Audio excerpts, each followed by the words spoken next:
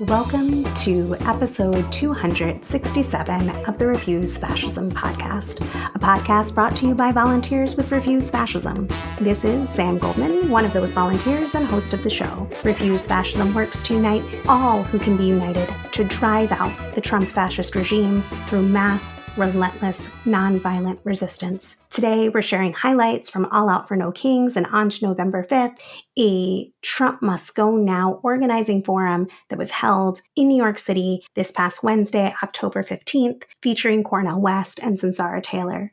If you're listening and find this show meaningful, take a moment after listening to today's episode to rate and review the Refuse Fascism podcast on Apple Podcasts or wherever you listen to your pods. I want to share one such review that we got over on Apple Podcasts from Awake at Night Always, who gave us 5 stars, titled the review Quintessential Listening in the Age of Fascism, and wrote, part of an extremely small handful of podcasts that are telling it like it is in terms of rapid fascist consolidation at every single level, from social and political aspects to the definitive kleptocratic elements, which are almost always part of every fascist regime. Refuse Fascism points out the hypocrisy, appeasement, surrender, and capitulation of both the Democratic Party and the corporate media. In addition, it's important to be part of this group because of their rising awareness and their willingness to work across the political spectrum to bring down MAGA fascism with peaceful civil disobedience, peaceful protests, and peaceful demonstrations. These folks are the leaders we need.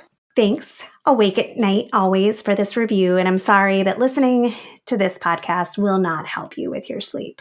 If you value the show, like Awake at Night Always, I hope that you'll rate and review after listening. It really helps more people discover the conversation and join the movement to drive out Trump and the whole fascist regime. And appreciation to all our patrons who make this show possible. If you aren't one yet and you want to keep this show going and growing, join today at patreon.com/refusefascism. Now, we want to celebrate the estimated 7 million people that came into the streets yesterday to say no kings. It showed our power. It showed our strength in numbers and determination. It showed our courage that there are people that are not going to be intimidated by threats, by the Trump fascist regime, by the MAGA movement. And now we need to build on that to flood DC starting on Wednesday, November 5th. 11 a.m. at the Washington Monument, coming back again and again and not stopping until this fascist is removed from power. Now, you'll hear from Sunsara Taylor, Cornel West, Dred Scott, and myself in a program at Advent Lutheran Church on Wednesday, October 15th.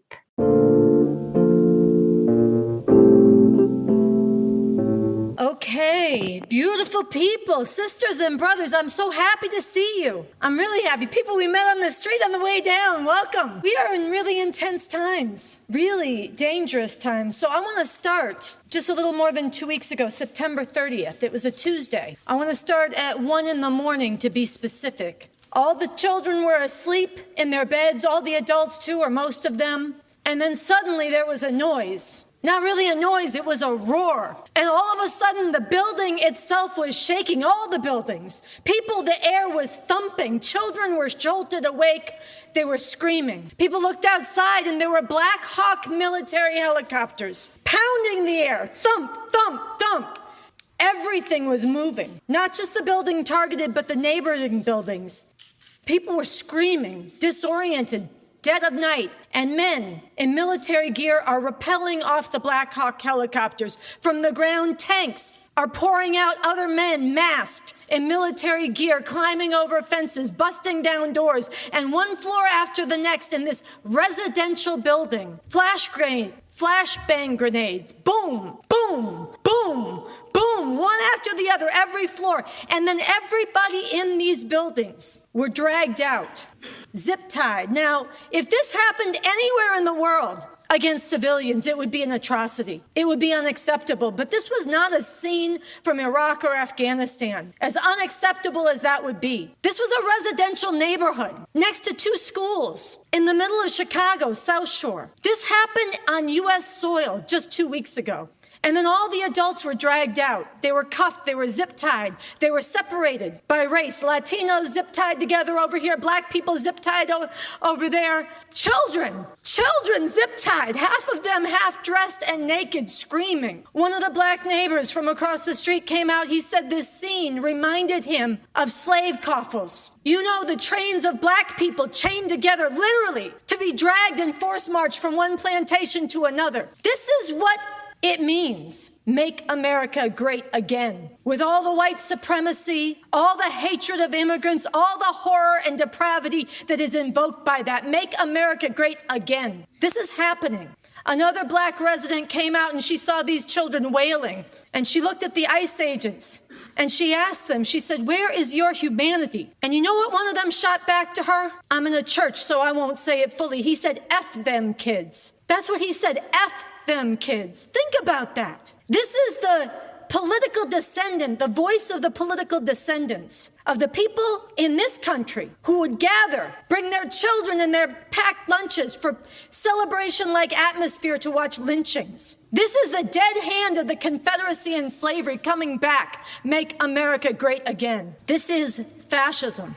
As we say in our call for the fall of the Trump fascist regime right here, and Andy quoted this before me, I'm going to say it again, fascism is not a looming threat. It is upon us now. This is fascism.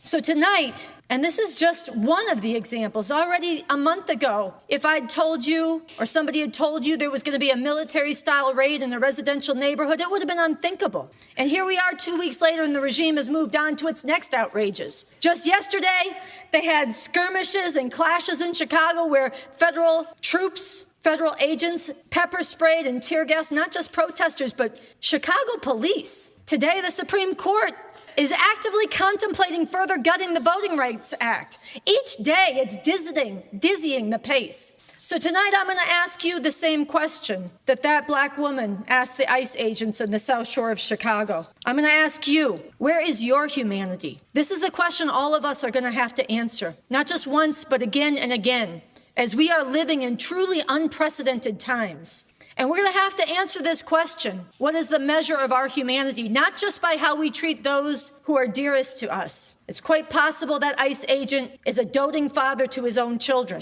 The measure of our humanity is not just how we treat those dearest to us, but by what we do, how we fight for those we've never met, and for the future itself. So again, from this call for the fall of the Trump fascist regime, humanity's only hope is for the decent people of this country to rise in our millions. We cannot wait for future and failed and rigged elections. We must drive the Trump fascist regime from power. Beginning November 5th, the one-year anniversary of Trump's election, flood D.C. in nonviolent protest, surround the White House, surround the Capitol, surround the illegitimate fascist-packed Supreme Court, come back again and again. Across the country, refuse to comply. Every person of conscience, millions of us together, grind the machinery of this fascist regime to a halt and do not stop until Trump is removed from power. Do not stop until Trump is removed. Why is that so essential? Why do we say that? It is because fascism is not a curse word. It has real meaning. Fascism is a qualitative change in the form of rule. Fascism means no due process, no rights or protections. Fascism means dehumanizing and demonizing and disappearing one group after another. In this country, with its historical development, fascism means aggressive, open white supremacy. It means genocidal hatred of immigrants and all things foreign. It means revenge against women for ever having gotten out of their place. It means erasure of trans people and LGBT rights. It means backing war crimes and crimes against humanity like in Gaza. And it means the full-scale trampling of science and reason and the planet itself. Fascism is a machine of destruction.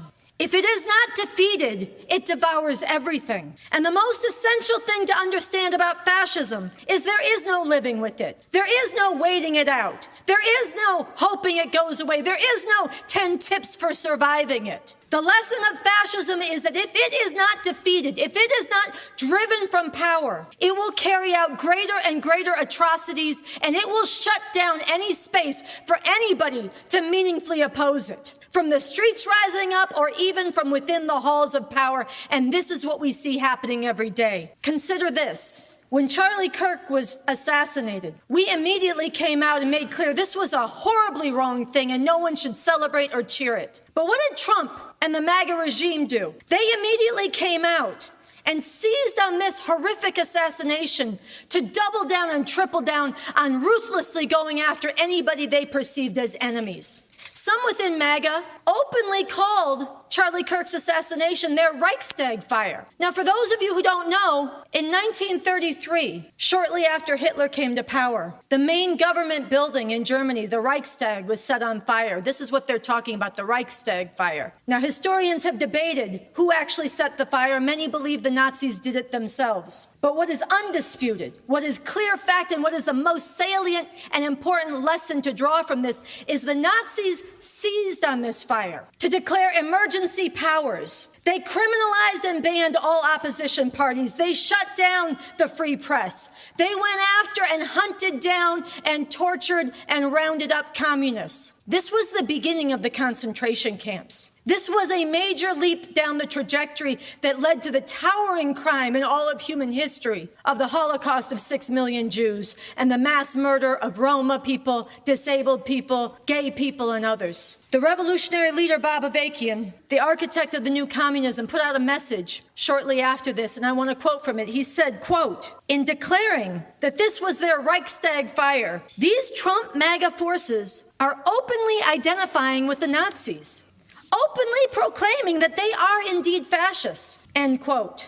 And this is exactly what we see playing out. They are seizing on this, like their Reichstag fire. Just in recent days, Donald Trump designated Antifa, an intentionally vague catch-all category, as a domestic terrorist organization. And now, Speaker of the House Mike Johnson and that fascist from Minnesota, Tom Emmer, have come out and said all of the millions of protesters who'll be out in the streets for No King's Day are terrorists. They're Antifa. And yesterday, Pam Bondi goes on Fox News, and you know what she said? She said, we are going to treat Antifa the same way Trump is treating those he proclaimed were narco-terrorists, dropping bombs on them without evidence, without trial, without due process. This is what she said. When these fascists speak, we need to believe them. What else happened since this Reichstag fire? Trump and Hegseth gathered all the military brass from all over the world and lectured them and told them that they are going to be unleashed against the enemy within. And now the regime has illegitimately gone after and indicted James Comey,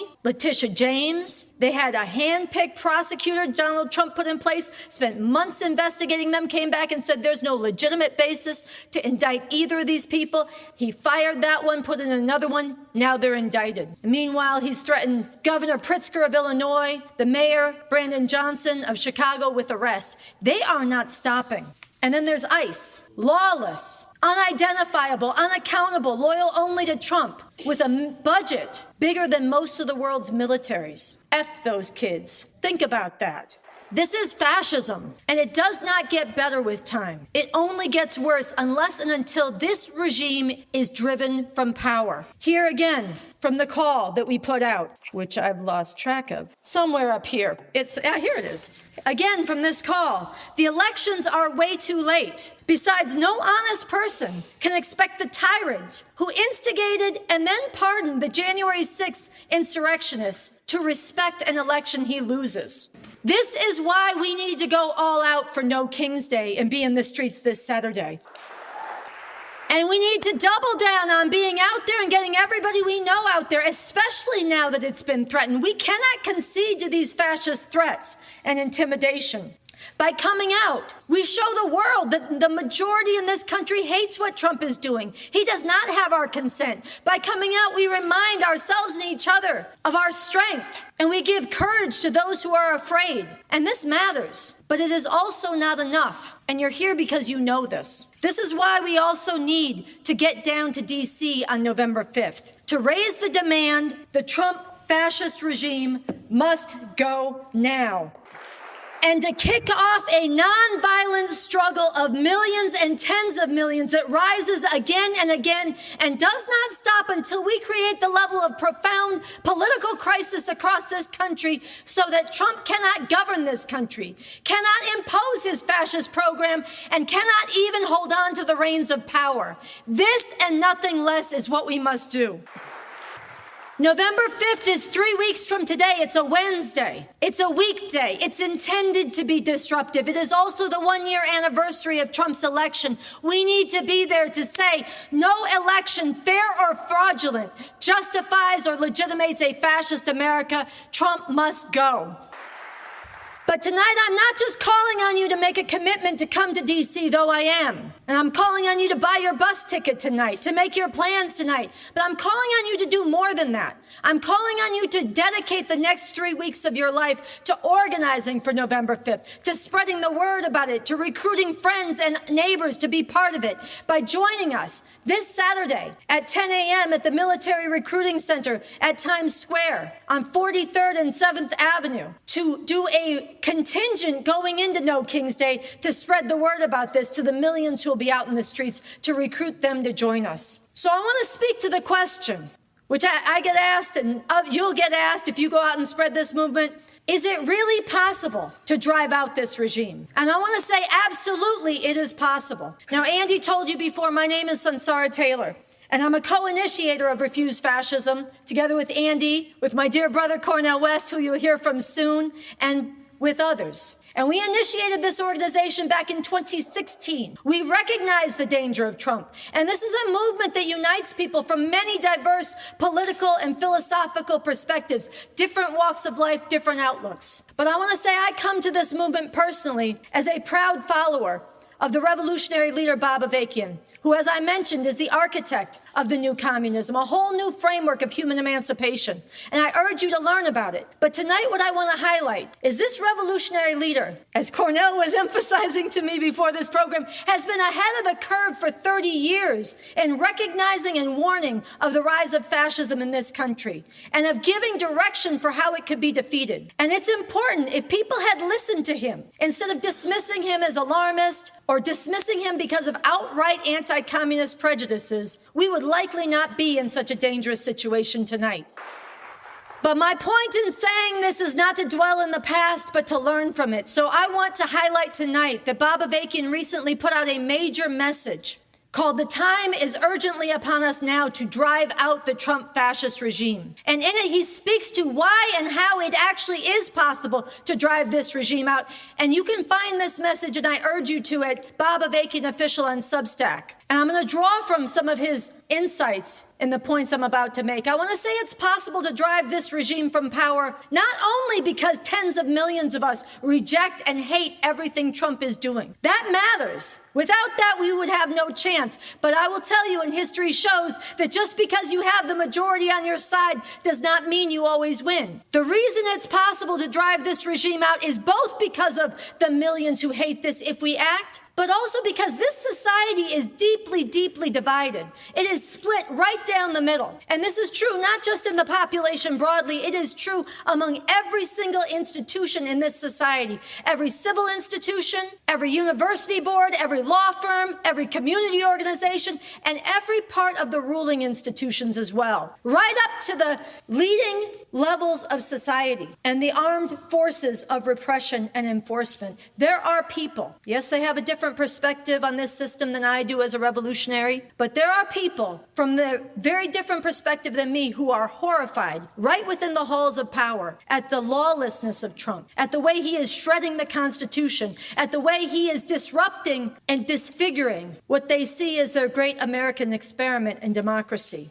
And these people have done a lot of things to try to slow Trump down, and they're deeply opposed to him. But right now, they're on the defensive. Right now, their efforts are overwhelmed. And right now, even when they have some momentary success, they are overwhelmed as Trump barrels ahead. But they could play a major role in bringing about the removal of Trump. But they will not do this unless and until there is the kind of political earthquake from below that we are calling for and initiating with this November 5th movement to drive Trump from power. If there was this millions in the streets, not just once, but again and again, concentrated in D.C., coming back at the seat of power, this could compel shifts and major realignments within the ruling institutions. It could compel and enable those in a position to do so to play a crucial role in bringing about Trump's removal from power. It is actually possible, but the time is upon us now. So some people say, and I've heard this as I've traveled around the country, what good would it be to get rid of Trump if you still have Vance, Miller, and the rest of them in power?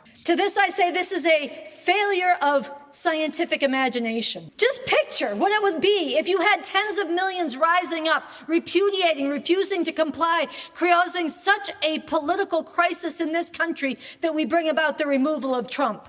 A political upsurge and crisis like that could lead to the fall of many more than just Trump. And one thing that is sure is whoever comes in behind Trump would face an aroused and awakened and politicized population. And so we, A, would not be living under fascism, and B, would be in a much better position to fight forward.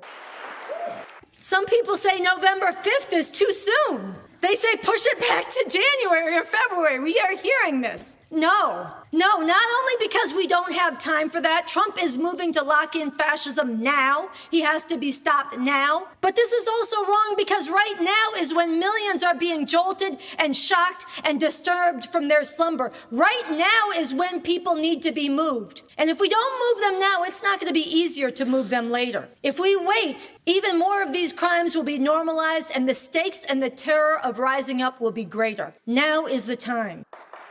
Some people have told us you can't do this without Indivisible and other major national organizations. To this, I say we've invited them, and we are still extending the invitation. Some of their members are here with us tonight and working with us around the country, and this is important. And it would be better if they joined us officially. But we cannot let what others are not ready to do stop us from doing what really must be done.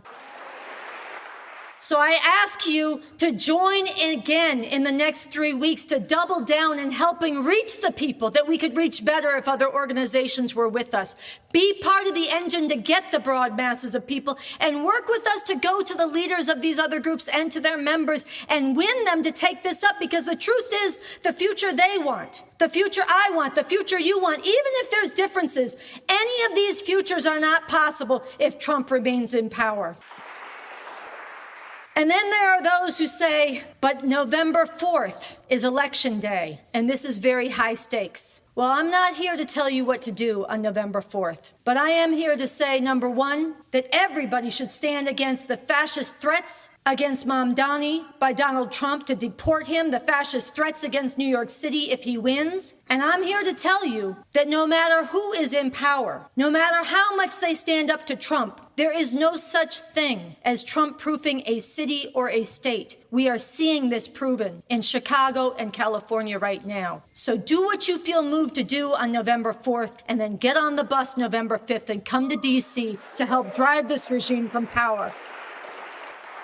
This is the most decisive thing. This is what history will pivot on. So I want to conclude by saying that most people, most generations do not live through times as consequential as these. Most don't. But we look back on the generations that lived through historic turning points. And while making clear that what we are calling for right now is nonviolent, I also want to be clear that what we are facing is every bit as consequential as the generation that faced the Civil War and the epic battle to abolish slavery. And what we are facing right now is every bit as consequential as the generation that faced the rise of Hitler and Nazi Germany. And we look back at those generations and we celebrate the heroism and the courage of one and how they changed the world for the better. And we look with unforgivable shame upon the other for their legacy and the cost, the human cost that is still being felt. And future generations are going to look back at us in a similar light. And each of us are going to have to answer, how do we measure up To echo the woman's question in the South Shore of Chicago, we are going to have to answer what is the measure of our humanity. And we are going to have to answer this not just with private convictions and what we said to our friends or on Facebook. We are going to have to answer this with the courage that we show in public, with the demonstrable action we take together, and by our determination to act and move others to act in the only way that measures up to this turning point in history, which is by bringing forward millions to stand up and say, we refuse to accept a fascist America in the name of humanity. This fascist regime must go. Beginning November 5th, Beginning November 5th in D.C. and going forward from there. So change your life, throw all in, take a leave if you can, come to D.C. early if you can, throw in here in New York City in whatever way you can. This will be the most important thing, the most meaningful thing you can do with the next 3 weeks of your life. It may be the most meaningful thing you have the opportunity to do in your entire life. And no matter what, it will be the highest expression of your humanity and the biggest gift that you can give to humanity all over the world and to the future itself. So thank you. Trump must go now. My dear brother Andy, thank you for those kind words. And I must say, didn't our magnificent sister Sunsara tell the truth with passion and insight? Thank you so very much. Oh, Lord. I'm sitting next to my dear brother Carl Dix. Stand up, brother Carl. Just stand up. He's a humble brother. He's a humble brother. Yes. Lord. Where's my dear sister Lavette? Where's Sister Lavette? Stand up, Sister Lavette. Stand up. They can see how beautiful with all your grace and dignity. Give it up for our dear sister.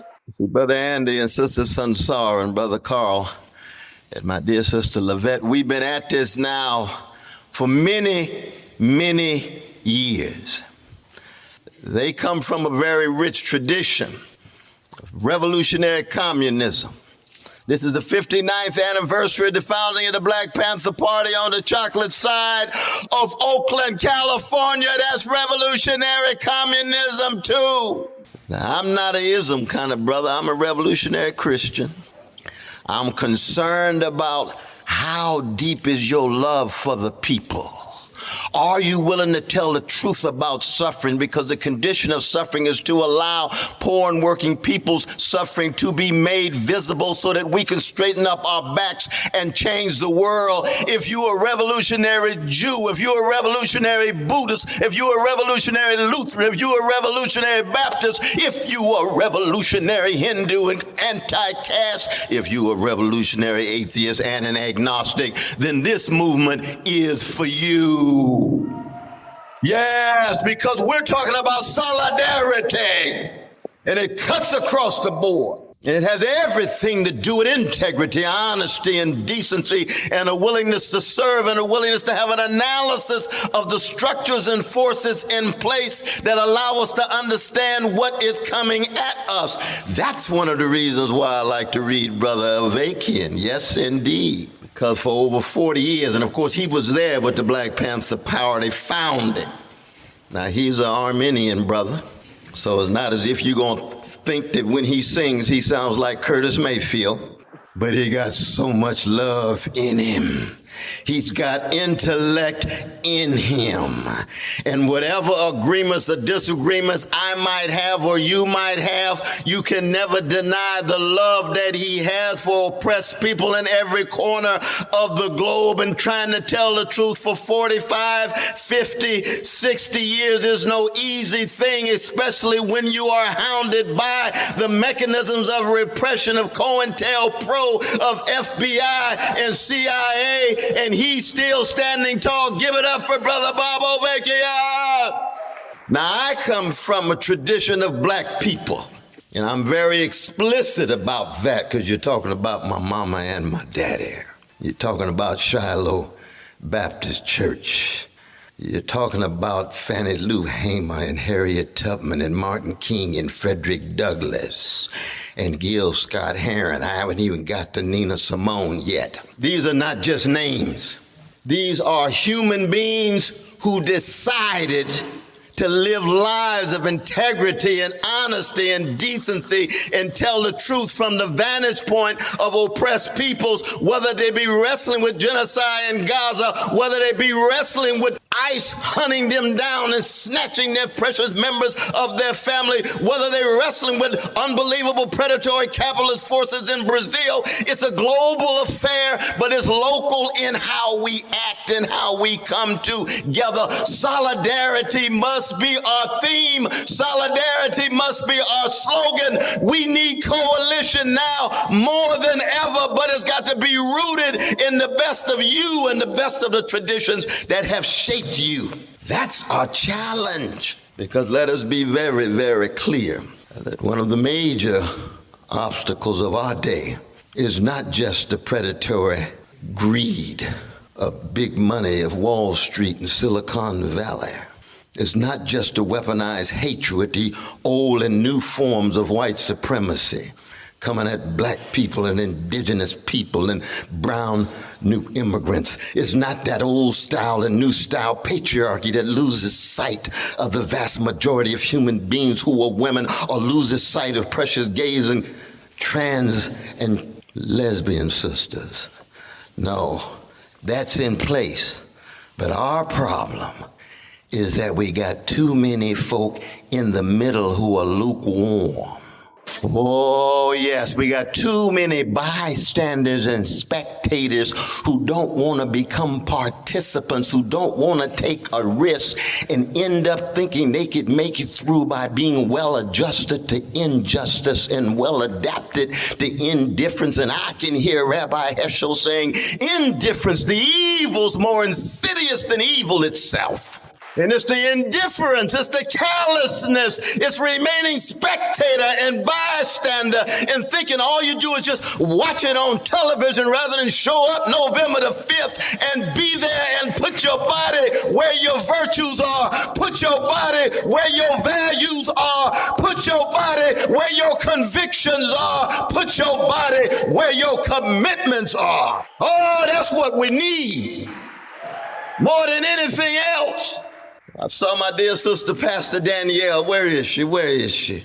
Is she still here? Where is she? She's so humble. Raise your hand, my dear sister. Raise your hand. Give it up for my dear sister. There she is. Yes, indeed. Yes, indeed. There she is. Stepping in the name of love, that this grand institution, this consecrated space of Advent Lutheran Church is part of the tradition of the inimitable Dietrich Bonhoeffer. Now, you all know Dietrich Bonhoeffer led the resistance against a gangster named Hitler. But he was also a student of my own institution of Union Theological Seminary in 1930 and 1931. And when he arrived in New York City, and he could already feel fascism escalating. He could see fascism beginning to expand. And he came to America right after the Wall Street crash, right at the beginning of Depression. He could see the Jim Crow and the Jane Crow. He could see the patriarchy. He could see the class struggle taking place. And what did he do? He looked around and he said, I think I feel more at home in Abyssinian Baptist Church with a pastor named Adam Clayton Powell Sr., who was the father of Adam Clayton Powell Jr. And Dietrich Bonhoeffer became the only vanilla member of that chocolate church. Solidarity.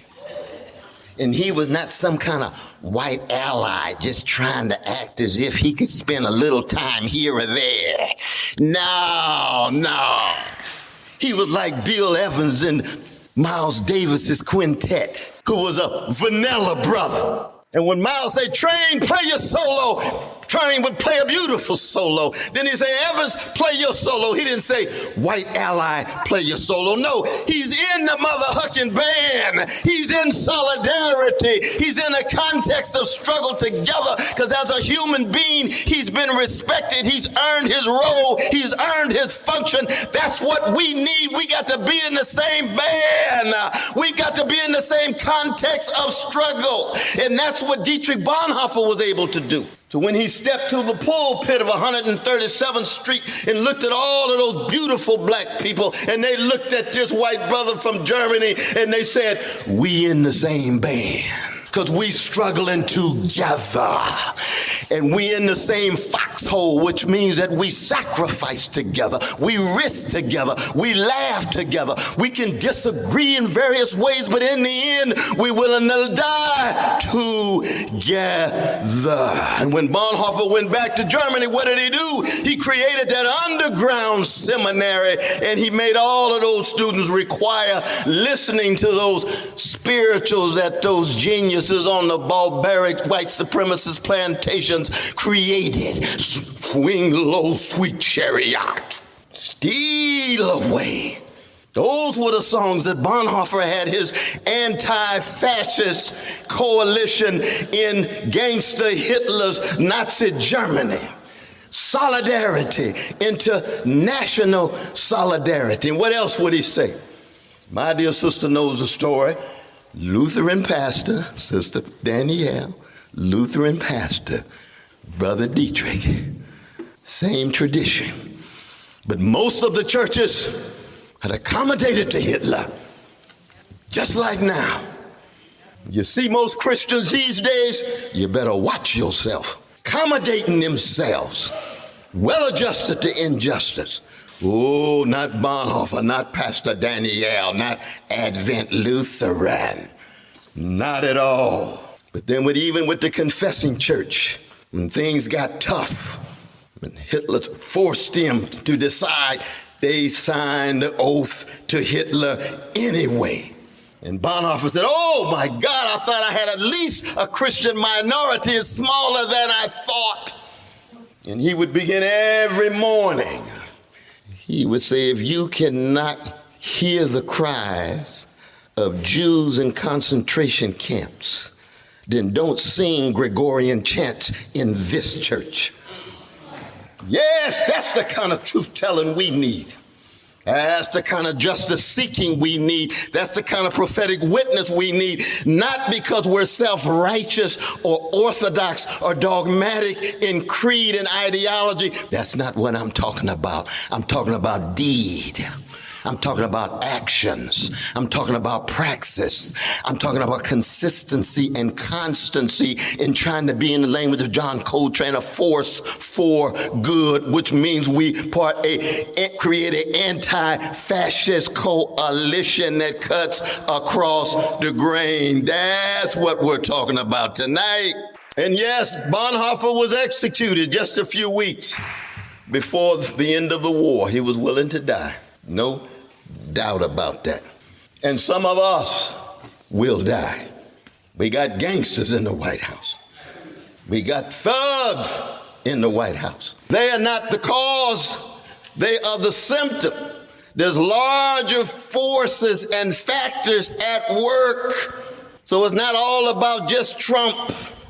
It's about Trump himself being part of a fascist movement in this country that goes back 400 years. That's what Malcolm meant when he said that chickens come home to roost.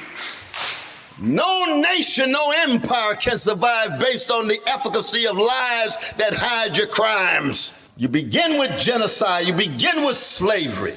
You begin with patriarchy. You begin with class subordination, and either you generate the best of humanity so that those in the country, in the empire, can create moments of interruption so that the best of who we are with all of our love and care and compassion and empathy is manifest, or we lose it and the worst of humanity comes through all of that organized greed, all of that weaponized hatred, all of that routinized indifference, all of that cowardliness, all of that sense of thinking that somehow is not going to make it to your house.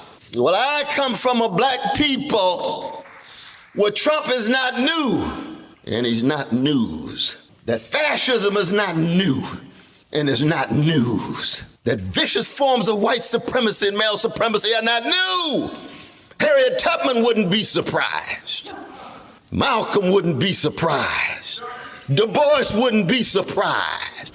Martin Luther King Jr. said what? America, I can see the curtain being brought down on your empire if you don't come to terms with poverty and racism and militarism and materialism around the world, in the Middle East and Asia, in Latin America, and in the United States. So all of those bombs that you dropped over there will have effects here, and sooner or later the very militarism that takes place there will become more visible and more discernible here, where you know what? Here we are. Here we are. And the question is always, what we gonna do? How do we create solidarity with each other? How do we learn how to disagree when we disagree, but do it in such a way that is still enhancing and empowering in our agreement? Because what we do agree on is we're anti-fascist across the board. We're anti-racist across the board. We're anti-sexist across the board. Some of us are anti-capitalist. That's all right if we got some liberals and some neoliberals and social democrats in the coalition. That's fine. We'll just have some fascinating arguments in jail together. But right now, we got to be anti-fascist. And when you look at the ways in which institutions have caved in, Columbia University, shame on ya. Shame. Wall Street law firms, shame on ya. Capitulating. We could go on and on and on and on. And my God, we haven't even got to professional managerial class in this nation. Professors running around acting as if they have such deep commitments to truth and the sacredness of universities, and they see 13 universities demolished in Gaza and hardly say a mumbling word. All the talk about journalism, how sacred free press is, and 207 journalists in Gaza are murdered, and they hardly say a mumbling word. All these medical doctors running around talking about their Hippocratic oath and how sacred human bodies are. 95% of the hospitals demolished. Where's the words from the doctors? That's what anti-fascist struggle is about. Not trashing people, but exposing their cowardliness and hypocrisy and trying to convince them to be more courageous and truth-telling. That's our challenge. That is our challenge. And let us never, ever, ever get discouraged. Let us be encouraged. Because as a black man in America, I'm never surprised by any evil, just like I'm never paralyzed by any despair.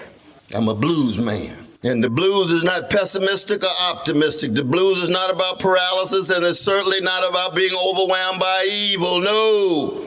The blues generates prisoners of hope who are truth tellers about ourselves, about our society and the world. But you always end up with a sound and a smile and style and organizing and some way of bringing people together. That's not just music. That's a way of life. That's a mode of being in the world, and it has everything to do with love, the love supreme of John Coltrane, the love train of the OJs, that love in need of love of Stevie Wonder.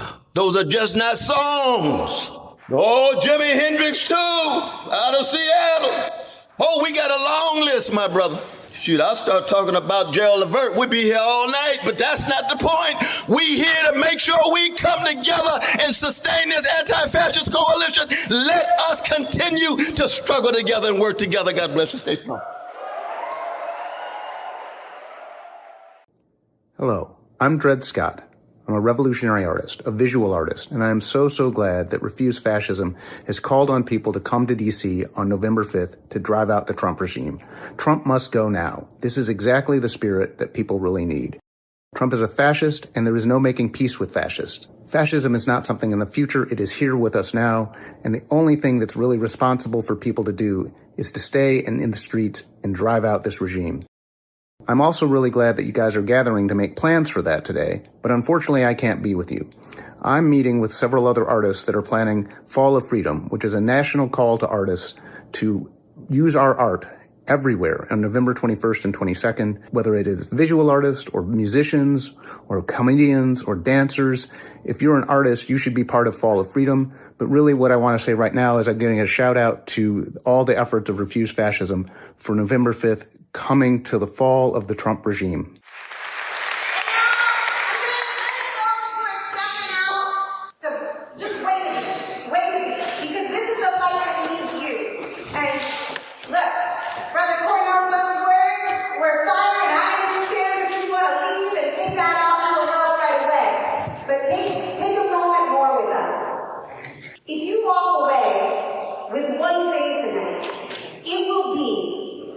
That the Trump fascist regime will not stop itself. The longer that they stay in power, the more horror is unleashed, the more dissent is ripped away, the more that we lose our humanity. And the more likely it becomes that they will hammer it into place for generations to come. This is true unless we stop them. And here's the truth. This won't happen without you. Yes, us together, but I mean you.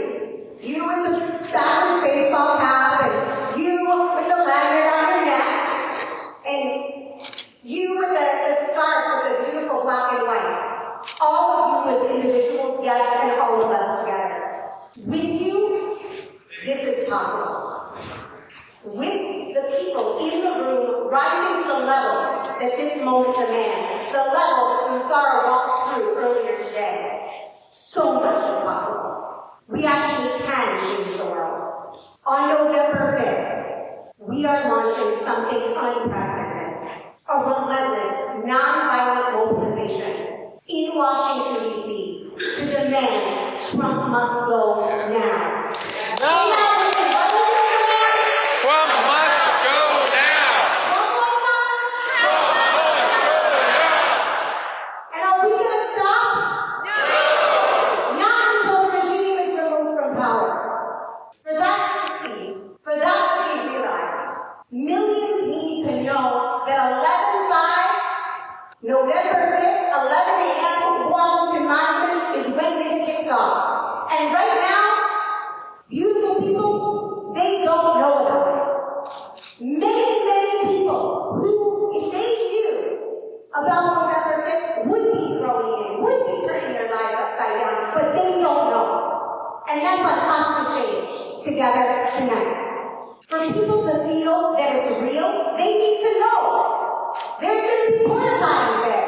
They need to know that there's going to be sound that can be heard across the National Mall. They need to know that there are organizers working day and night to bring people out, and that there is a program, a fighting program to win.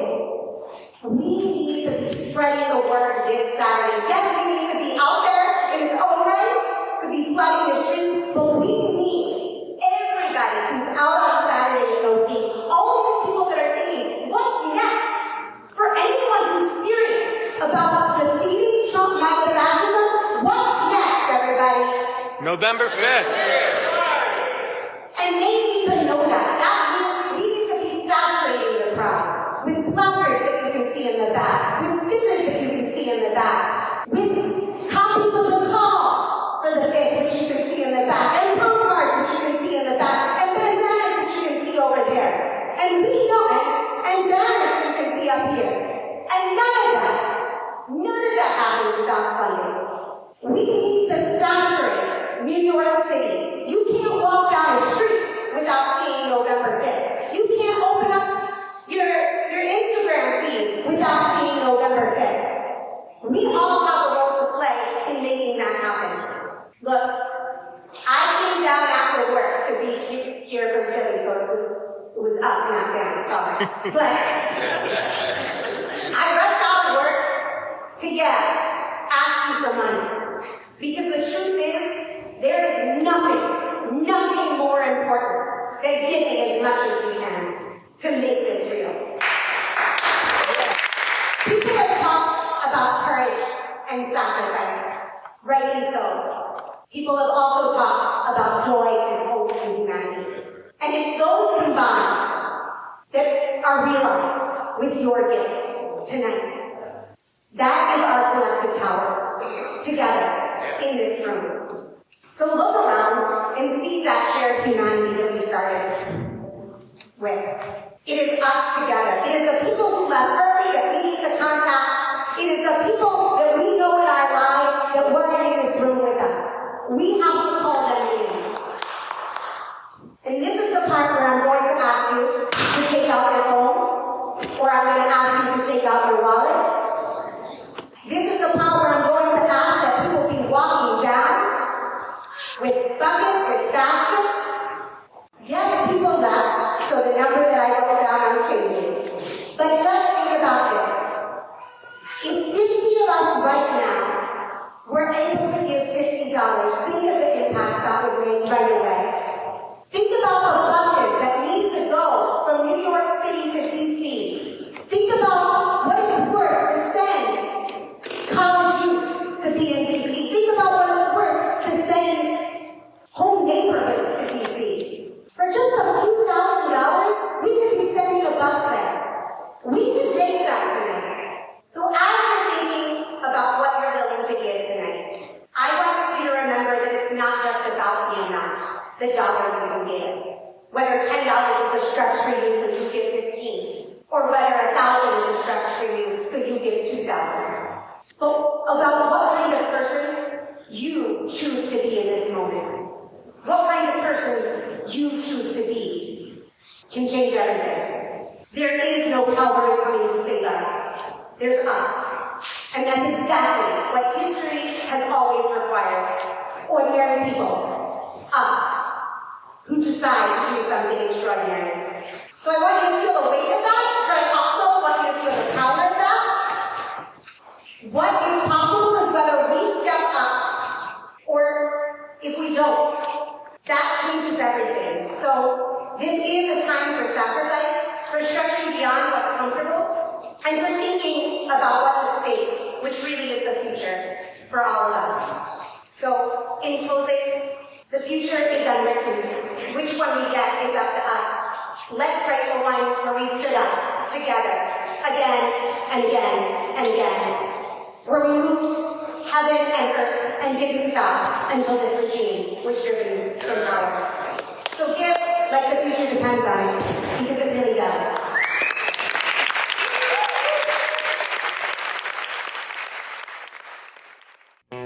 Get your bus tickets to DC. Sign up to commit to be there in DC on November 5th or coming early to volunteer. And be sure to let us know what skills you can contribute to this effort. Join a medic team, a logistics team, a marshal team, a tech team, AV and sound kind of things, and so much more. Sign up at refusefascism.org. You can get your tickets there to come via bus and get other information on how to get there and lodging and so much more. You can also see the show notes for a direct link. Thanks for listening to Refuse Fascism. Please share this episode, rate and review on Apple Podcasts or wherever you listen, and drop a comment on our socials or YouTube. Every share helps build this fight. Become a patron to keep the podcast going and growing. Join today at patreon.com/refusefascism and follow us at Refuse Fascism, including on Blue Sky and on TikTok at Refuse Fascism, where fascism spelled F-A-S-H-I-Z-M. Thanks, as always, to Mark Tinkelman, Richie Marini, and Lena Thorne for producing the show. Until next time, in the name of humanity, we refuse to accept a fascist America.